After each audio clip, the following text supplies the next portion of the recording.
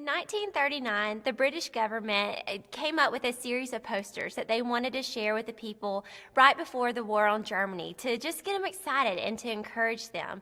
And so they distributed these posters with a specific typeface, and it had a crown on top. And the posters went out, and they did 2 posters, but then they saved one just in case they needed it. Now, this poster was never distributed, and 60 years later, the owner of a bookstore found a poster in a box of old books. And so he took the poster out, he hung it on his bookcase, and it said, "Keep calm and carry on." Well, once it was up, people just wanted to have it. And so he began to redistribute it on coffee mugs and posters and t-shirts, and people just wanted it so bad because it was such an encouragement to the people to keep calm and carry on. Now, Joseph, he was a man who had to learn how to keep calm and carry on in the midst of a crisis. We know that after Pharaoh had his dream for Joseph to become the head of the Department of Agriculture, because we knew that the land of Egypt would experience 7 years of famine and 7 years of feasting. And when Joseph was the Department of Agriculture head, he had a simple plan. It wasn't complex. It was an index-sized card plan. Save for 7 years, distribute for 7 years, manage carefully. And Joseph had this plan because he knew that he had to trust in God. Because he said, it doesn't have to be this big, dramatic thing, but all I have to do is trust God and obey him. And so he saved for 7 years, he distributed for 7 years, he managed carefully, and the people did not perish.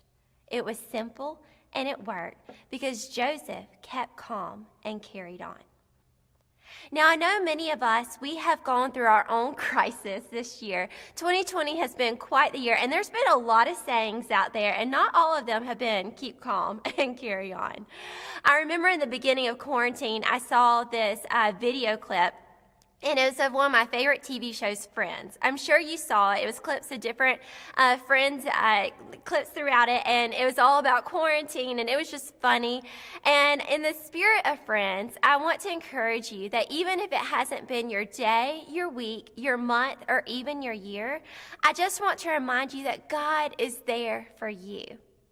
In Lamentations 3, verses 22 through 23, it says that the steadfast love of the Lord never ceases. His mercies are never come to an end. They are new every morning. Great is your faithfulness. God is with us. He is there for us. We can keep calm and carry on in the midst of our crisis because we can trust God and obey him.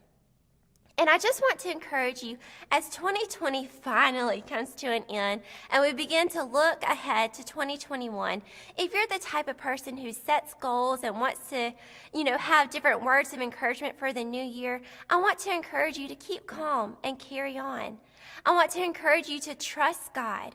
Don't let the sadness overwhelm you. Don't let the fear come inside of you. Trust God and obey him.